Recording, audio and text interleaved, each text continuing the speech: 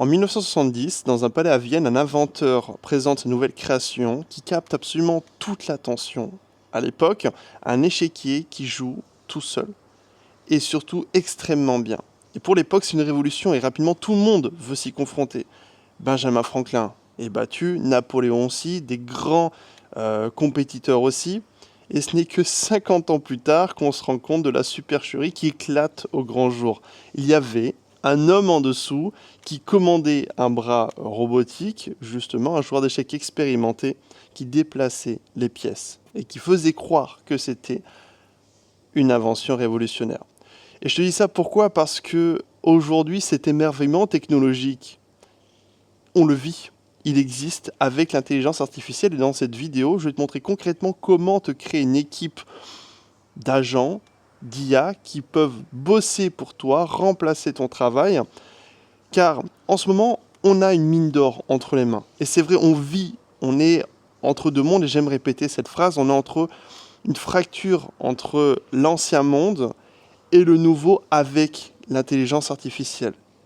Et pour le moment, ce que je trouve dommage et ce qui m'attriste, c'est que les gens s'en servent comme un vulgaire moteur de recherche. Si tu encore tapes dans ChatGPT ou Claude pour avoir des informations et que tu t'en sers uniquement comme ça, tu es clairement en retard. D'accord? Parce que tu peux faire tellement de choses. Maintenant, tu peux automatiser quasiment 80% des tâches que tu fais au quotidien et notamment des tâches à faible valeur ajoutée. Et peut-être que tu as testé d'automatiser avec Claude Code ou quoi que ce soit, ça n'a pas été concluant. Donc aujourd'hui, je vais te donner un process que j'ai été chercher dans les plus gros travaux en recherche sur la partie intelligence artificielle pour créer des agents efficaces, autonomes, qui font le job, vraiment le job. Alors, le prérequis, le seul prérequis que je vais te demander pour cette vidéo, c'est d'avoir Claude Code installé sur ton terminal. Et si tu ne l'as pas encore, je ne vais pas te faire un tutoriel parce que j'ai galéré à le faire. Et c'est pas mon but aujourd'hui de parler technique ou quoi que ce soit. Moi, mon but, c'est de te donner de l'actionnable. Donc, pour la partie Claude Code, tu as des centaines de milliards de vidéos. Tu vas sur LinkedIn, tu vas sur YouTube, tu te régales et tu reviens après.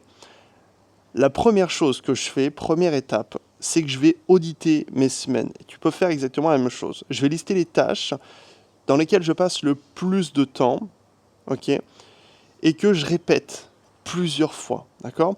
Et en dessous de 10 fois, je sais que c'est pas encore nécessaire, d'accord? C'est-à-dire que si, par exemple, il y a une petite tâche qui ne prend pas nécessairement de temps, bah, c'est pas utile, on va dire, de créer un agent, quoi que ce soit. Par exemple, si je reçois 3 mails par semaine, ça sert à rien de créer une automatisation pour répondre à 3 mails, tu vois, ça n'a aucun sens, ok? Moi, ce que je veux, c'est surtout de lister les tâches et tu peux utiliser par exemple les applications comme To Go Track, c'est-à-dire une app où dès que tu te mets à faire une tâche, tu enregistres le temps, tu chronomètres le temps que tu fais au fur et à mesure de tes semaines, enfin de ta semaine pour mesurer un petit peu l'impact. Et à la fin de la semaine, tu vas avoir une sorte de carte qui va se dessiner. Et toi, ton objectif, c'est de lister toutes les tâches répétitives à faible valeur ajoutée. D'accord ? Pour cette vidéo YouTube notamment, ce qui me prend beaucoup de temps, c'est la création de la miniature, la création du titre, le script. Bon, bah, ce que j'ai fait, c'est que toutes ces tâches-là qui sont en corrélation avec la conception de cette vidéo YouTube, je les ai listées et j'ai regardé le temps que je prenais à le faire à la mano. Et in fine, en fait, là, j'ai vu que c'était...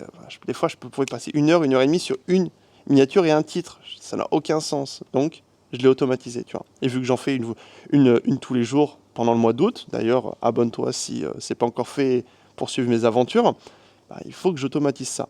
L'étape 2, très importante, je vais constituer un dossier de preuve. Un dossier de preuve, c'est je lui explique que dalle, je lui donne juste des exemples de cas réussis de ce que je veux. Il faut voir, en fait, l'IA, quand elle travaille, c'est comme une cible. Okay, quand tu vas prompter, lui demander quelque chose, c'est comme si tu lançais une fléchette sur la cible, et plus tu es vague dans tes explications, moins il y a d'exemples, moins il y a de concret, ben en fait, ça va taper à côté. Et toi, tu vas te frustrer parce que tu vas passer ton temps à taper à côté. Eh, mais c'est pas ce que je t'ai demandé. Tu vas te mettre à l'insulter. Espèce de gros cassos, va te faire foutre. Je te supprime. J'envoie un truc à OpenAI pour te dire de te radier. Enfin, tu vois ce que je veux dire? Tu montes vite dans l'émotionnel parce que c'est toi le problème. Tu promptes pas bien. Et du coup, ben, en fait, finalement, l'IA tape à côté. Donc, ce qu'il faut lui donner, c'est des informations sur ce que tu attends pour la miniature. Ben, ce que j'ai fait, c'est que j'ai screenshot 10, 20, 30 mini-A ultra performantes avec des titres pour lui dire je veux ça. Je veux absolument ça. Et en plus, tu rajoutes un dossier où tu dis je ne veux pas ça. Au moins, il n'y a pas de pirouette, tu vois, genre, il sait exactement ce que tu attends et ce que tu n'attends pas, donc tu auras plus de chances de, de viser juste. Donc, pour créer ton agent autonome, tu dois, on va dire, globalement, lui donner des consignes, mais comme quand tu recrutes des gens, c'est logique. La troisième étape, c'est que j'écris la fiche de poste. Alors, la fiche de poste, c'est pas un argumentaire ultra poussé comme tu peux le voir sur Pôle emploi. Non, non, on n'est pas là-dessus. Une fiche de poste bien faite, c'est surtout ce qu'on appelle globalement un rôle que tu vas lui donner, donc comment il va se comporter, mais c'est surtout dans quel contexte. Dans quel contexte il va devoir s'invoquer. Donc l'autre côté, tu as la possibilité de créer ce qu'on appelle des skills. Donc avec des slash, tu fais genre slash, et puis après tu parles YouTube miniature ou peu importe, et il va travailler spécifiquement là-dessus, d'accord. Ce que tu dois absolument comprendre, c'est que... Alors attends, je me suis perdu. Le point que tout le monde rate, c'est que ça sert à rien de lui donner spécifiquement un rôle. Tu dois surtout lui expliquer quand l'utiliser. En fait, l'IA, le top du top pour que ce soit efficace pour toi, c'est qu'il comprenne assez rapidement quand tu te mets à faire une tâche, qu'il invoque un peu le skill, comme dans Yu-Gi-Oh! Tu sais, invoques le dragon blanc aux bleu, bleu, quoi que ce soit. Bah là, c'est exactement la même chose. En fait, tu vas invoquer un skill en fonction d'une tâche spécifique. Et pour ça, faut lui expliquer le contexte et dans quelle situation. Moi, dès que je lui dis, voilà, je vais bosser sur une nouvelle vidéo YouTube, in fine, il est capable de comprendre que je vais avoir besoin de travailler sur cet agent spécifiquement et mettre en avant ses sous-agents, etc., etc. Parce que sinon, ce qui va se passer, c'est très simple. Tu vas créer plein de skills avec Claude que tu ne vas jamais utiliser. Donc des agents qui sont au chômage, typiquement, c'est comme si tu avais des dizaines de gars dans ton PC, d'accord, de gars qui bossent pour toi, mais qui branlent rien. T'as pas envie de ça. Bon, t'as envie d'avoir des mecs qui bossent quand même. C'est ça, en fait. Voilà. Donc, du coup... expliquer quand c'est que ça doit se déclencher. L'étape 4, du coup, ce que je fais, c'est que je découpe. Par exemple, pour la miniature YouTube, et le titre, etc., pour le big agent packaging, si tu veux, je vais séquencer, je vais créer des sous-agents. Un sous-agent pour les miniatures, un sous-agent pour le titre, un sous-agent pour la description, et en fait, chacun va faire un taf. C'est-à-dire que quand je vais lancer et invoquer le skill, j'aime bien le terme invoquer, ça fait vraiment dresseur de Pokémon ou Yu-Gi-Oh, peu importe. Donc quand j'invoque mon skill,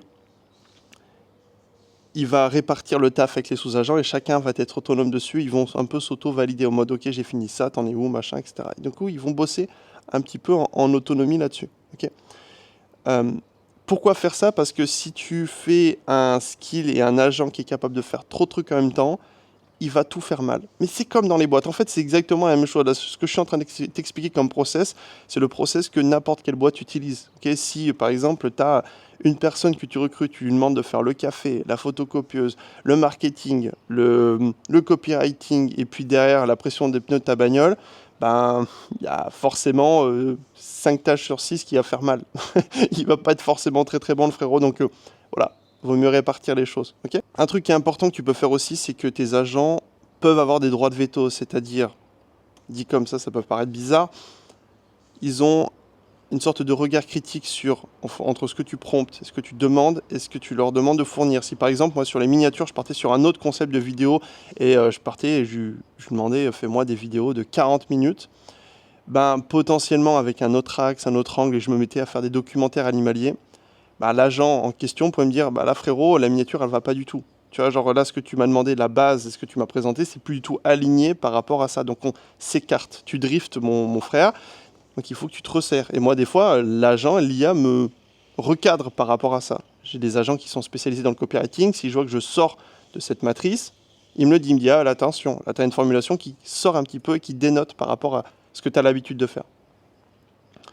Et donc ça permet d'optimiser. Le dernier point, le plus important, c'est de corriger en continu, mais une seule fois.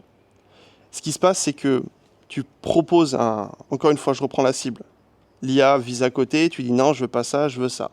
Mais si t'es pas précis, forcément, ça va déplacer juste la fléchette un petit peu à gauche, à droite, mais jamais la rapprocher du centre.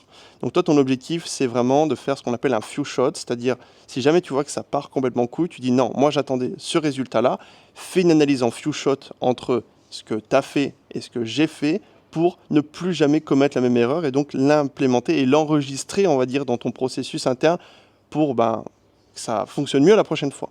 Voilà. Et ça, c'est, on va dire, globalement, ce qui marche le mieux.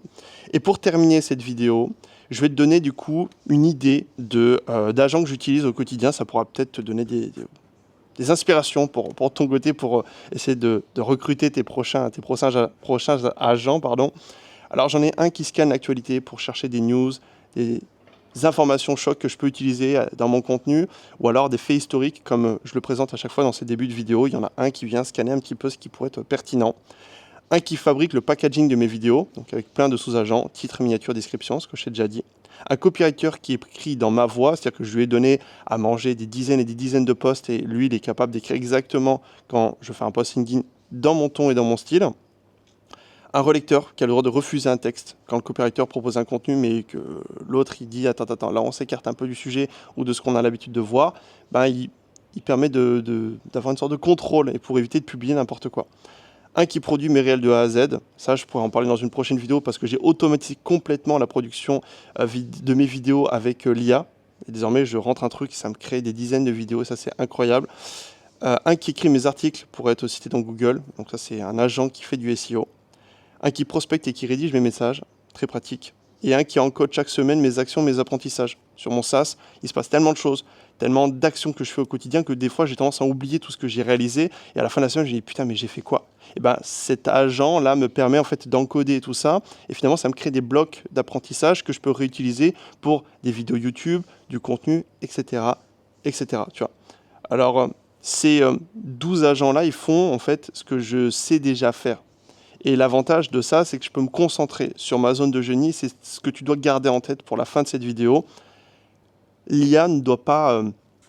tu ne vas pas utiliser l'IA à tout va pour absolument tout faire. Tu dois l'utiliser pour déléguer ce qui sort de ton talent. Okay, ce qui t'empêche de l'exercer pleinement. Tout simplement. Je te souhaite une bonne journée. On se voit demain. À très vite. Ciao, ciao.